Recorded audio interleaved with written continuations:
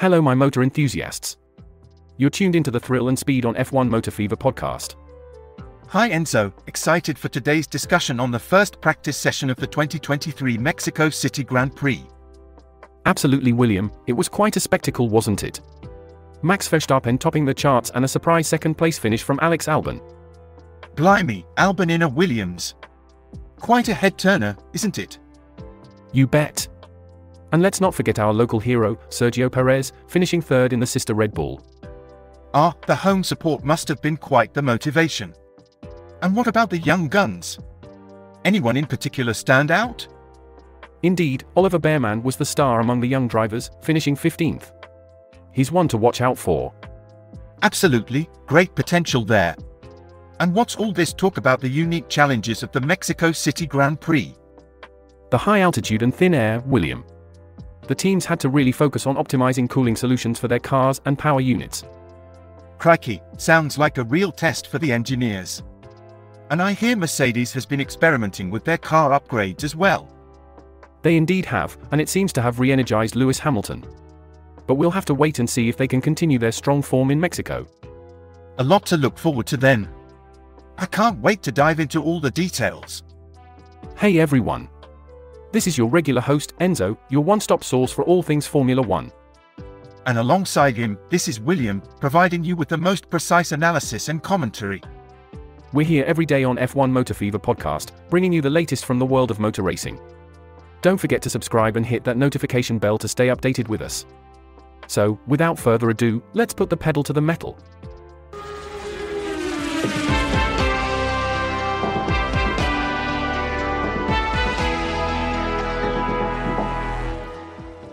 So, Max Verstappen seemed to have a good start to the weekend, topping the timing screens regardless of the tyre compound he was on. But the real highlight was Alex Albon, who was a surprise second fastest in the Williams, just a smidge slower than Verstappen. Sounds like Albon was really pushing the envelope. What about the home crowd favourite, Perez? Perez did not disappoint, landing third fastest in the sister Red Bull. Quite a promising start for him on home turf, don't you reckon? Indeed, that home crowd energy must be quite the push. But what about the challenges of the track itself? The altitude. The event being so high above sea level poses unique cooling challenges for the team's cars and power units. The turbos have to work extra hard to ensure the engines get the air they need for combustion. Sounds like a real test of engineering prowess. What about the young drivers, anyone shining through? Absolutely, Oliver Bearman of Haas was the fastest among the young drivers, although he was over 2 seconds off the pace. It's quite the stage for these young talents to showcase their potential. Absolutely, every race is a chance to make their mark. What about the teams, any notable updates? Mercedes brought their final major upgrade to their W14 in Austin, which seemed to re-energize Lewis Hamilton. It's to be seen if they can continue this strong form in Mexico. Haas and Aston Martin also had major upgrades, but couldn't really test their cars due to the sprint weekend. But with Mexico being a standard weekend, they can now get to evaluate their new packages properly. So, we've got some exciting times ahead. Shall we delve deeper? Right, for those of you just tuning in, we've been discussing the first practice session of the 2023 Mexico City Grand Prix.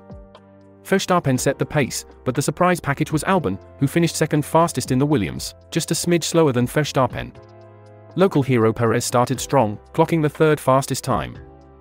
It's shaping up to be quite the competition. Indeed, it is. Apart from the drivers, we've also touched upon the unique challenges posed by the race being held so high above sea level. This thin air means the team's cars and power units need to be cooled differently as the turbos work extra hard to ensure the engines get the air they need for combustion. Can't forget about the young drivers getting their chance to shine. Absolutely, Oliver Bearman from Haas was the fastest of the lot, but still more than 2 seconds off the pace. We're also keeping an eye on the teams, discussing the updates they've brought in. Mercedes, for instance, seems to have reinvigorated their form with their final major upgrade to their W14, and it'll be interesting to see if this momentum carries on. And that's a quick roundup of what we've covered so far. Exciting times ahead. Now, there were 5 young talents who got their chance to shine in the practice session: Jack Doohan for Alpine, Oliver Bearman for Haas, Isaac Hadjar for AlphaTauri, Theo Pourchaire for Alfa Romeo, and Frederick Vesti for Mercedes. They replaced some well-known names including Gasly, Magnussen, Tsunoda, Bottas, and Russell. That's some big shoes to fill. How did they fare? It was a bit of a mixed bag, truth be told. Pourchaire reported problems with the Alfa Romeo, feeling something off with the brake pedal. Hadjar also faced some issues, reporting that he had anti-stall and had to head back to the pits. It's all part of the steep learning curve these young drivers face. Indeed. Anything notable about the tyre situation? Pirelli opted for the softer array of their compounds for this weekend, the C3, C4, and C5. They also brought a prototype of the C4 tyre for next season to be tested, offering each driver 2 sets. These prototype tyres can be identified by their black walls. So, any hiccups during the session? A few, yes. Leclerc reported some strange noise with the engine of his SF23 while at full throttle. Daniel Ricciardo's AlphaTauri also lost a piece on the track, which was reported by Piastri as a metal piece. And Carlos Sainz went off track with an issue on his Ferrari, attributing it to hydraulic problems and a loss of power steering. Quite eventful indeed. I can't wait to see how the rest of the weekend pans out. Continuing with the session, mechanics had to take apart Sainz's SF23 due to the hydraulic issue. Lando Norris reported that the revs on his engine shot up to the limit, while Oscar Piastri mentioned a loss of power on his car. Duhan also had a slight scare, his Alpine got out of shape at turn 4, but he managed to maintain control. If I may interject for a moment, it really does sound like quite the eventful session, doesn't it? The drivers, especially the rookies, really being put through their paces. Indeed, they are. In fact, Pourchaire had a particularly tough session. The Frenchman continued to experience the same pedal problem on the Alfa Romeo, resulting in multiple pit stops. Albon, on the other hand, felt as if he was down on power, particularly on the straights, despite being second fastest at the time. And the softer tyres made their appearance in the second half, I presume? Yes, that's correct. These were swapped in after the mediums and the prototype C4 had been used in the first half.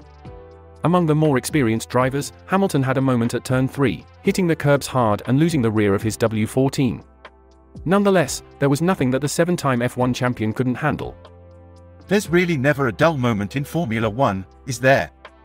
Couldn't agree more. With unpredictable moments and elements of surprise, it's exactly what keeps the fans, and us, on our toes. In the final minutes of the session, the drivers shifted to doing long runs on high fuel.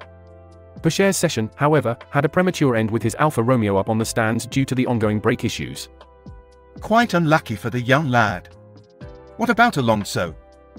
Well, with less than 20 minutes remaining, Alonso finally returned to the track. However, his start in Mexico wasn't exactly smooth, having an oversteer moment at turn 12 on his first lap. Seems like quite a challenging session for the drivers. Anything else of note? Indeed. In the midst of all this, Norris and Perez seemed to have a mini race of their own, providing some entertainment. Always good to see some friendly rivalry. And how did the session end? Verstappen came out on top with a time of 1 minute, 19.718 seconds, followed closely by Albon, who was just 0.095 seconds off the pace. Perez took third place, Norris was fourth, and Leclerc managed to secure the fifth position. And the young drivers? Among them, Bearman performed the best, finishing in 15th place, with Hadjar at 17th, Duhan at 18th, and Vesti at 19th. Quite the day for these up-and-coming talents. Certainly an eventful start. It'll be fascinating to see how the rest of the weekend pans out. Just to round off the results, Pourchaire, who had a rather challenging session with persistent brake issues, ended up at the 20th position with no time posted. Quite a difficult start for Pourchaire. But as they say, it's not about how you start, but how you finish. It'll be interesting to see how he recovers in the upcoming sessions. Absolutely, it's all part of the sport and each session is a new opportunity. It's these challenges that make Formula 1 so thrilling and unpredictable. We've seen drivers bounce back before and I'm sure we will again. What's all the online chatter, William? Any spicy comments on the internet? Let's see here. User Max Pure 2 made quite an interesting remark. Quote, Max, I think it's good to support your favorite driver but also have respect to others in particular places while being on the podium when the national anthem is being sung. Sky, we spoke to some Texans and they were convinced that the boos were for Governor Abbott. Max, I don't think so. Unquote. Oh, that's quite a heated debate. Any notable reactions to that? Indeed. User Sadie Adler chimed in with, quote, oh, so that's why they were chanting Checo as well, unquote. And then user One Day made a thought-provoking comment, quote, funny thing is, try to boo during an American anthem in the presence of Americans, unquote. That's quite a conversation starter. What else is being said? Well, Cancho had a humorous input, quote, "Isn't the Spanish anthem the one without any official lyrics? Yeah, I know that one too." Unquote. And then there's Reflectiglass who said, quote, "Just going to ignore the fact that these were Mexicans booing him and chanting for their hero? Anything to be anti-American on Reddit, I guess," unquote. It's quite a mixed bag of opinions, isn't it? Any more comments worth mentioning? Yes, there's another one from user Real Baking Bish, who said, quote, "That's a social custom that everyone feels compelled to follow because everyone around them is doing it, and because they were taught at some point that it's the correct thing to do. Absent the social or traditional pressure, I don't think as many people would do it," unquote. It seems like this discussion has sparked quite a variety of opinions on the matter, eh? Well, that's a wrap, folks. We've had quite a ride discussing the highs and lows of the recent session. A huge thank you to all our listeners for joining us today. Don't forget to hit that subscribe button and activate notifications so you never miss an episode. And if you enjoyed our chat, why not share it with your Formula One enthusiasts over a pint or at the dinner table? We'd love to hear your thoughts in the comments section. Absolutely, your feedback fuels our discussion. Remember, we're here every day, spinning the wheel of Formula One news and analysis. On the horizon, we have some cracking episodes you won't want to miss. We're truly grateful for your time and attention, and we're already looking forward to our next episode. Until then, remember, Enzo and William, pedal to the metal, keep your gaze on the road, our channel's content is pure gold.